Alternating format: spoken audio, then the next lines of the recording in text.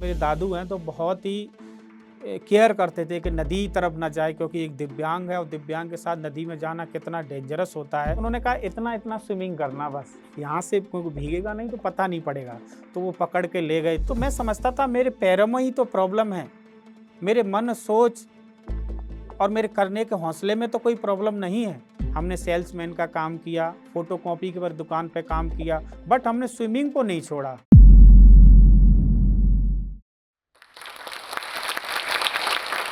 कुछ भी असंभव नहीं, सब संभव हो सकता है। यदि कार्य हेतु कमर बांध लो तो सब संभव हो सकता है। मैं सत्येंद्र सिंह लोहिया, अंतर्राष्ट्रीय दिव्यांग तैराक खिलाड़ी, अंतर्राष्ट्रीय तैराकी पैरा दिव्यांग की पद्मश्री अवॉर्डी 2024, तेंजिंग नॉर्गे राष्ट्रीय साहसिक अवॉर्डी 2019 एवं विक्रम अवॉर्डी 2014। मेरा जीवन का संघर्ष हर किसी के जीवन में आता है, बट मैं एक, आप देख रहे हैं, मैं 70% व्हीलचेयर बाउंड दिव्यांग तैराक हूँ।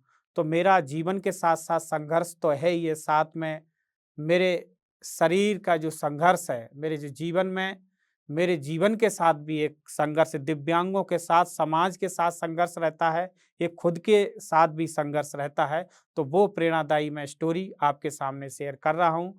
मैं एक छोटे से, जो मेरा जन्म एक छोटे से गांव भिंड चंबल में, मध्य प्रदेश में एक भिंड जिला है, वहाँ चंबल में एक मैगांव तहसील के अंतर्गत गाता गांव में नदी है बेसली, वहाँ पर गाता गांव में मेरा जन्म हुआ एज ए नॉर्मल चाइल्ड। तो मेरा जन्म एज ए नॉर्मल चाइल्ड, मैं 1 मंथ का था जब मुझे गांव में कुछ फीवर आ गया था, जैसा मेरे मम्मी पापा बताते हैं।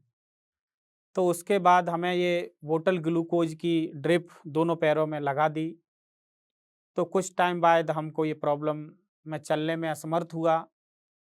तो एज ए, जो मेरे दोस्त थे वो नॉर्मल स्वास्थ्य, शारीरिक रूप से स्वस्थ, और मैं दिव्यांग।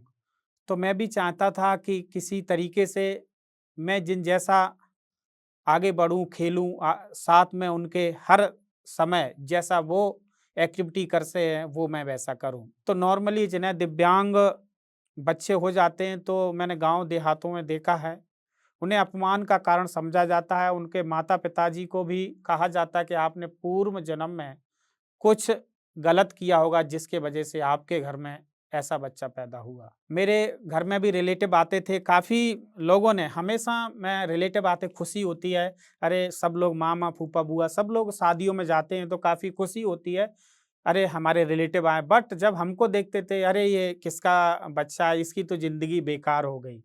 तो मैं समझता था मेरे पैरों में ही तो प्रॉब्लम है, मेरे मन, सोच और मेरे करने के हौसले में तो कोई प्रॉब्लम नहीं है। किस तरीके से मेरे को एनालाइज़ करते हैं, मेरी बाहरी बनावट से मेरे को प्रश्न लगा दिया कि वर्थलेस। मेरे गाँव के एक दादू हैं, तो उन्होंने, मैं 4 भाई हूँ, तो बोले कि आप कैसे क्या करोगे? आपके तो दोनों पैर नहीं हैं, जो बखर होता है ना, गाँव में जो बैलगाड़ी वाला, तो वो आप उसको भी नहीं उठा सकोगे, वो तो कर लेंगे, आप क्या करोगे? तो बड़ा मेरे को लगा, आपको मेरी क्यों चिंता है?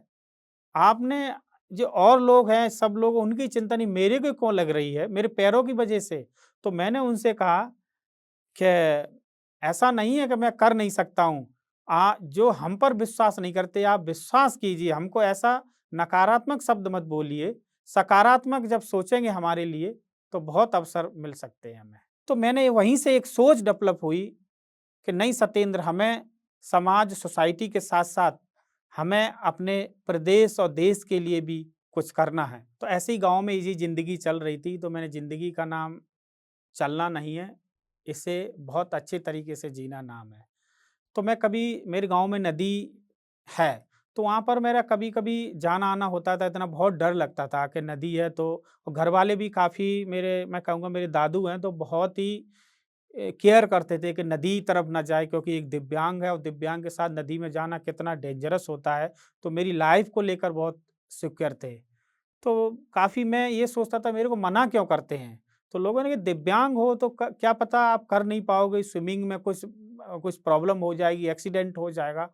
तो मैंने एक दिन अपने दोस्तों से कहा, दोस्त भी डेली के डेली शाम को स्विमिंग जाते थे, तो मैं पढ़ने के बाद तो मैं क्लास से जब भी स्कूल से आता तो मैंने दोस्तों से कहा आज मैं भी साथ में चलूँगा। उन्होंने भी काफ़ी मोटिवेट किया, नहीं चलो, चलो। तो एक दिन शाम के टाइम जब हम गए, तो मैंने सोचा घर पे पता पड़ जाएगा और काफ़ी डाँट पड़ेगी, हम नहीं जा सकते। तो मैंने सोचा, उन्होंने कहा इतना-इतना स्विमिंग करना बस, यहाँ से क्योंकि भीगेगा नहीं तो पता नहीं पड़ेगा। तो वो पकड़ के ले गए, तो ऐसा एकदम मैं वहाँ गिर पड़ा, मेरे चोट भी आ गई थी। तो बड़ा डर लगा, नहीं अब नहीं करूँगा। तो दोबारा से फिर हम, वो कैसे कहते हैं, असफलता पहले ही मिली। तो मैंने सोचा दोबारा से फिर हम वो दूसरे दिन गए, अपनी ईज़िली स्विमिंग सीखने लगे। फिर हम अपने सहारे से स्विमिंग करते थे शाम अपने दोस्तों के। फिर हम दोस्तों के बिना विदाउट भी स्विमिंग करने लगे और लाइफ़ में बहुत अच्छा मतलब लगने लगा कि नहीं हम भी इन जैसे ही हैं। एक प्रोत्साहन मिला कि नहीं दोस्तों से हम डिफरेंट नहीं हैं। तब वो सीख हमें वहाँ गाँव से मिली कि नहीं सतेंद्र तुम भी कुछ कर सकते हो जिस तरीके से। और स्विमिंग में जब हम देखते थे तो वो शरीर से स्वस्थ थे, हम शरीर से प्रॉब्लम थे, हम बराबर दिखते थे। तो मैंने किसी कार्य करने के लिए ये कोई मैटर नहीं है, दिव्यांग है वो है। फिर हम आगे बढ़ते गए तो हमारी फाइनेंशियली प्रॉब्लम कुछ, क्योंकि मैं लोअर मिडिल क्लास से बिलॉन्ग करता हूँ, मेरे पापा किसान हैं, मम्मी हाउस वाइफ है, हम 4 भाई हैं। तो गाँव में हमें कोई रिसोर्सेज़ नहीं थे आगे बढ़ने के लिए। तो हमारे फादर को पूरा ज़मीन, घर सेल आउट करके कि सोचा, पापा ने कहा कि ज़मीन तो हमें बेचना ही पड़ेगी, आज बेचेंगे या कल बेचेंगे। तो मगर ज़मीन बेचकर आप और बच्चों को आगे बढ़ा देंगे तो ज़मीन तो ले सकते हैं, मगर ज बच्चों का अभी जीवन ही कुछ नहीं कर पाया तो हम कहाँ से वापस लेके आएँगे? तो हम 2007 में हमारा पूरा फैमिली ग्वालियर की तरफ हमने सेटल हुए। वहाँ पर एक हमें सारी चीज़ें, एक सिटी है अच्छी है, वहाँ पर सारी लिंक्ड सिटी है। हर पूरे इंडिया में कहीं भी सारी रिसोर्सेज़ जाने का मौका मिलता है। तो वहाँ से हमारी सारी चीज़ें आगे बढ़ने की एक उम्मीद ही के साथ एक आशा की किरण जगी। ग्वालियर में ऐसे ही मैं अपने दोस्त से मिला कि मैं तो गाँव चला गया, उसने एकदम ऐसे ही बोला कि मैं तो लंदन घूम के आया, जर्मनी घूम के आया, कहाँ-कहाँ घूम के आप कहाँ चले गए? मैं तो गाँव में था, इस वजह से मैं कंटिन्यू स्विमिंग पहले नहीं कर पाया। तो उसने बोला, मैंने आप कैसे गए? कि लक्ष्मीबाई शारीरिक शिक्षा संस्थान में डॉक्टर डबास जी हैं, वो स्विमिंग सिखाते हैं, आप चलिए। तो मैं वहाँ पे गया, डॉक्टर डबास सर ने देखा कि नहीं आप स्विमिंग तो आती है, बट टेक्निकल स्विमिंग नहीं आती थी। तो मैंने सर ने कहा आप 22 ईयर से मैं स्विमिंग सीखूँगा, आगे बढ़ पाऊँगा क्या? मैं सर आप मेरे को एडमिशन दीजिए, मैं कुछ आगे करूँगा। तो फिर सर ने जैसे ही मेरे को अपने उसमें स्विमिंग के लिए मेरे को एडमिशन दे दिया, मैं धीरे-धीरे मैं ट्राई करता गया, आगे बढ़ता गया। ऐसा नहीं है कि जीवन में स्विमिंग के साथ-साथ स्पोर्ट पर्सन को बहुत सी विपरीत परिस्थितियों से भी संघर्ष जीवन में करता है। क्योंकि उस समय मध्य प्रदेश में कोई पॉलिसी नहीं हुआ करती थी, तो फाइनेंशियली रूप से भी हम इतने एबल सक्षम नहीं थे। तो मैं ट्राई-साइकिल से स्विमिंग के लिए जाता था दोपहर में।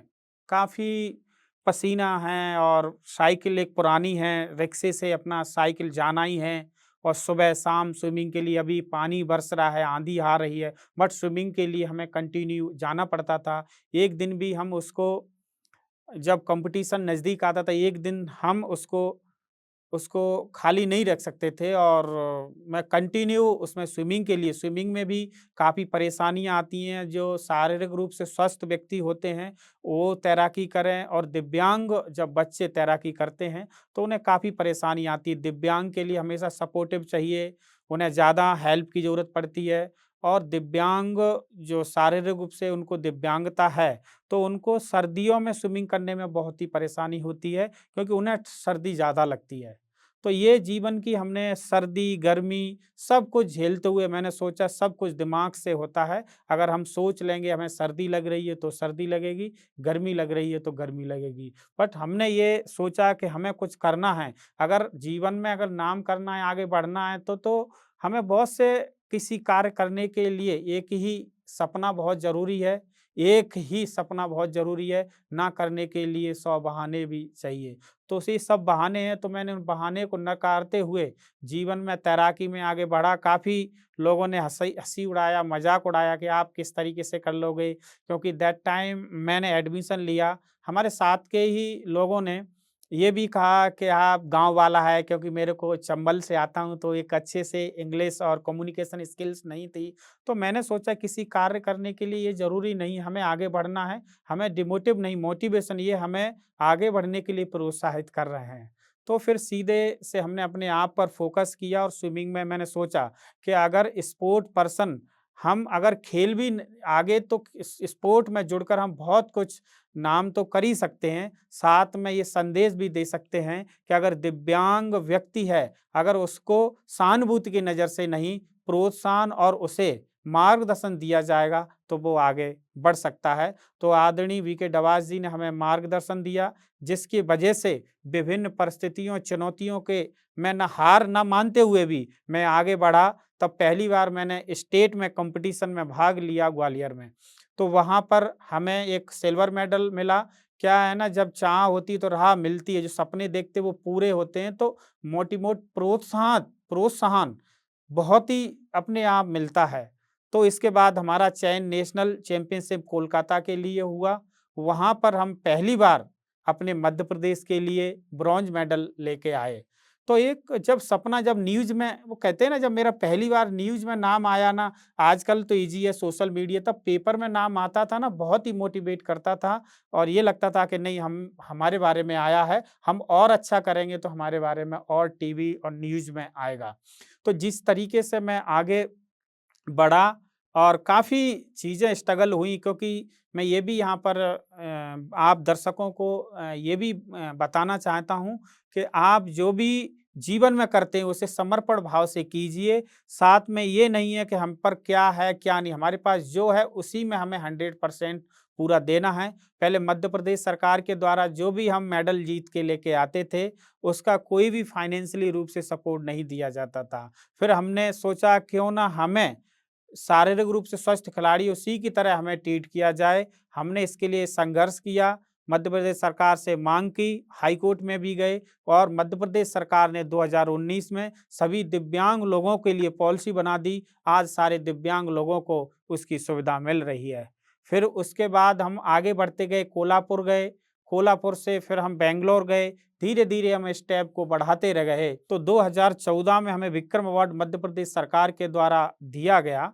उसके बाद हमने हमेशा से ये भी कहता था, इससे ये प्रूव्ड हो गया जो हम सोचते थे, disability is not physically, disability is the bad attitude of person. जो व्यक्ति की शारीरिक रूप से किसी प्रकार की कमी है वो दिव्यांगता नहीं है, व्यक्ति की जो बैड एटीट्यूड है वही दिव्यांगता है। तो मैंने अपने आप से कहा मैं दिव्यांग नहीं हूँ, मैं डिफरेंट एबल्ड हूँ और मैं रास्ते में जो भी चुनौती परेशानी आएँगी उससे आगे बढ़ूँगा। 2014 के बाद मैंने सोचा इंग्लिश चैनल के लिए ट्राई करूँगा। इंग्लिश चैनल के लिए काफ़ी परेशानी आई। इंग्लिश चैनल के बारे में बताता हूँ कि बहुत से लोग जानते हैं इंग्लिश चैनल टीवी का चैनल होता है। ऐसा चैनल नहीं है। वो London to France 36 kilometre sea swimming, temperature वहाँ 8-9 डिग्री उसमें स्विमिंग करनी पड़ती है।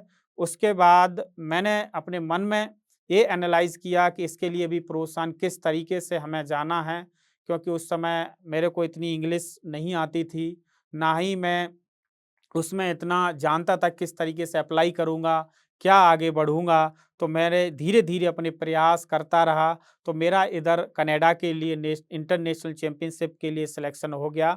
कनाडा अमेरिका चैंपियनशिप इंटरनेशनल था, वहाँ पर भी मैंने 2 सिल्वर मेडल, 1 ब्रॉन्ज मेडल मैंने जीता।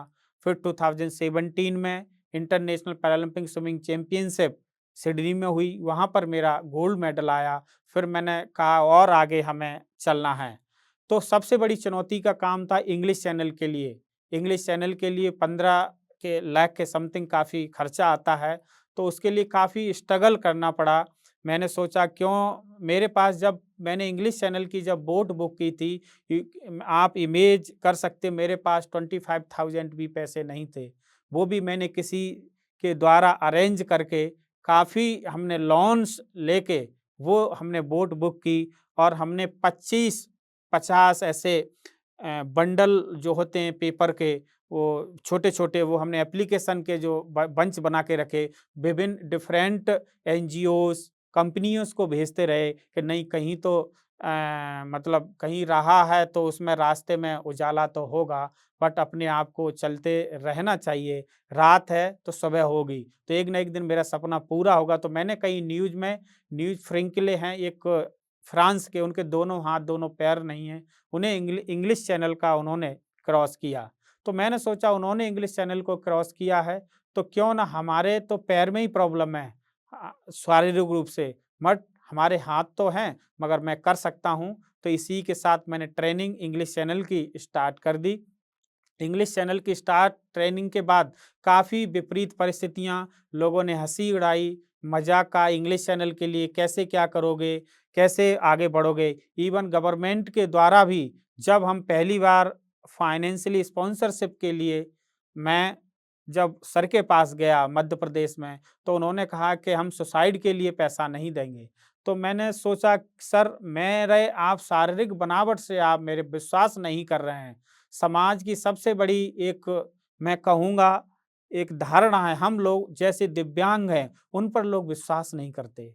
उन पर आगे बढ़ने के लिए उन्हें एक ट्रस्ट की भावना से नहीं देखते। मैंने सोचा अगर हम यहाँ पर रुक जाते हैं, तो हमारे जैसे बहुत से दिव्यांग लोगों के ऊपर लोग भरोसा नहीं करेंगे, उन पर उम्मीद नहीं करेंगे, हमें यहाँ रुकना नहीं है।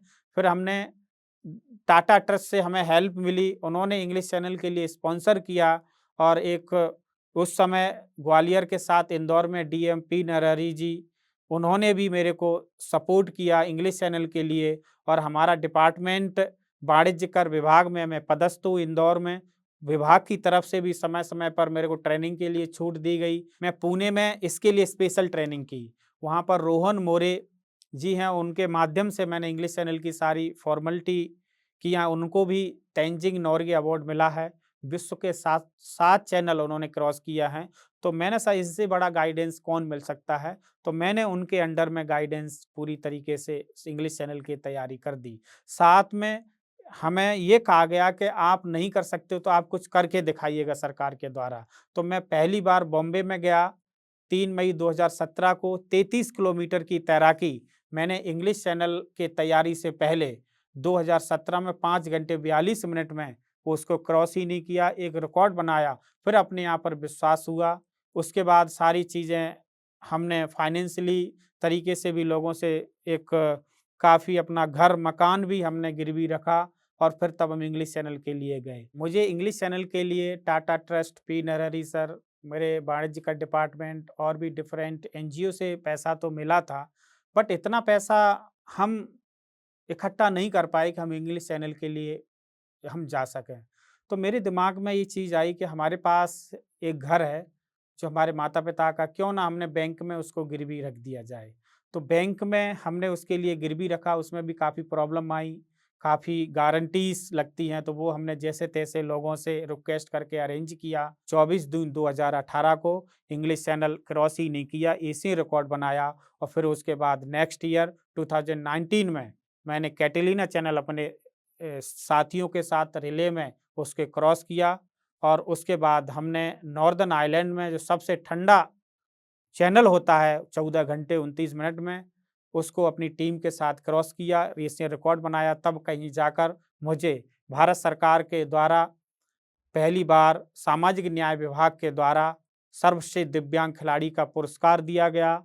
उसके बाद 2020 में मैं पहला दिव्यांग तैराक हूँ, जिसको महामहिम राष्ट्रपति महोदय जी के द्वारा तेंजिंग नोर्गे राष्ट्रीय साहसिक अवार्ड से सम्मानित किया गया। और इसी इरादे के साथ मैं आगे बढ़ा और हमेशा सोचा कि अब सत्येंद्र सिंह मध्य प्रदेश या अपनी चंबल से मैं ही नहीं हूँ, बहुत से लोग आगे निकल सकते थे।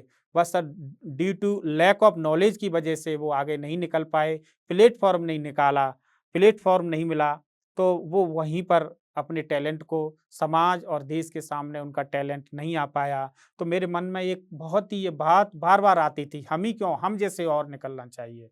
फिर हमने पिछली च साल 14 अप्रैल 2023 को कन्याकुमारी से कश्मीर तक एक बाइक राइडिंग भी हमने वो निकाली। मैंने सोचा क्यों ना हमें दिव्यांग सशक्तिकरण खेलो यात्रा 4230 किलोमीटर की कन्याकुमारी से कश्मीर तक 19 दिन में उसको हमने पूरा एडवेंचर जो थी हमने उसको पूरा किया। और उसके साथ तब कहीं जाकर हमारी स्विमिंग और सोसाइटी के लिए जो हमने कंट्रीब्यूशन किया, उसमें हमको इसी साल 22 अप्रैल 2024 को महामहिम राष्ट्रपति महोदया भारत सरकार के द्वारा पद्म श्री सर्वश्रेष्ठ चौथा नागरिक सम्मान देश का होता है, उससे सम्मानित मुझे किया। कुछ भी असंभव नहीं, सब संभव हो सकता है।